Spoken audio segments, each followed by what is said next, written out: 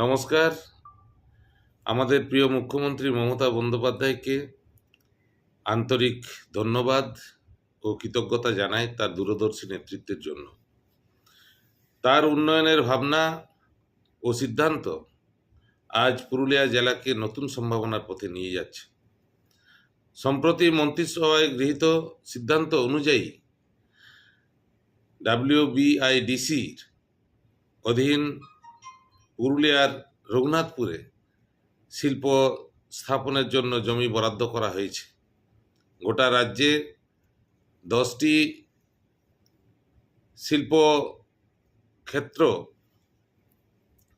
তৈরি করা হবে, যেখানে মোট জমির পরিমাণ 2515 একরেরও বেশি জমি রয়েছে। এটি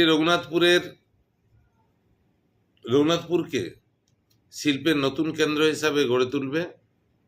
এই উদ্যোগের ফলে প্রত্যক্ষ এবং পরোক্ষভাবে প্রায় 70,000-এর বেশি মানুষ উপকৃত হবেন।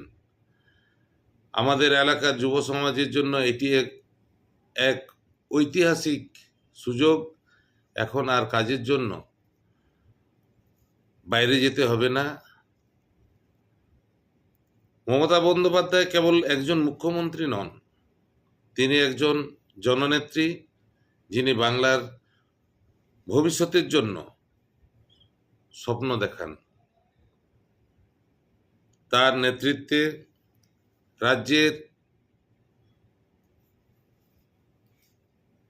25,000 কোটি টাকা বিনিয়োগ আসছে। এটি এক বিশাল সাফল্য। পুরুলিয়া তরুণদের জন্য একটাই বার্তা, এই সুযোগ কাজে লাগাও, এগিয়ে চলো। রাজ্যের এই উন্নয়নের যাত্রায় সকলে একসাথে থাকুন এবং সহযোগিতা করুন। নমস্কার।